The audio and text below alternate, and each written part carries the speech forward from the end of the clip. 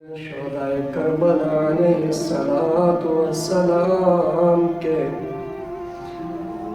عزادار و زینب کبریٰ کے مصائب ہے۔ عزادار و ایک عالم دین ایک آیت اللہ فرماتے ہیں کہ میں نے ایک عالم دین کو اپنے گھر میں مجلس کے لیے بلایا تھا۔ عزادار و مجلس میں بلایا تھا کہ آیت اللہ وہ مجلس خطاب کر رہے تھے۔ عالم دین نے آگے بڑھ کر فرمایا کہ علی کی بیٹی دربار شام میں۔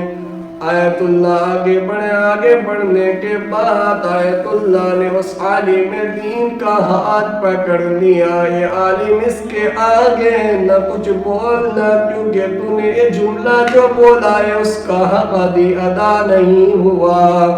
آزاداروں جیسے عالم دین نے سنا نا کہ علی کی بیٹی ظالم کے دربار میں، شرابی کے دربار میں، نہ جانے علی کی بیٹی بے مغنا و چادر ظالم کے دربار میں کیسے گئی ہوگی۔ آزاداروں کہتے ہیں عالم دین جیسے اس عالم دین نے جناب زینب کبریٰ کا تذکرہ کرنا تھا، اس عالم دین کو فاطمہ یاد آ گئی۔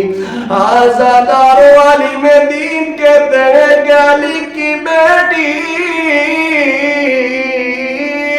18 گھنٹے ظالم کے دربار میں کھڑی رہی مگر بال سفید نہ ہوئے۔ آزاداروں مگر محمد کی بیٹی صرف 2 گھنٹے یا 3 گھنٹے کے لیے دربار میں گئی تھی۔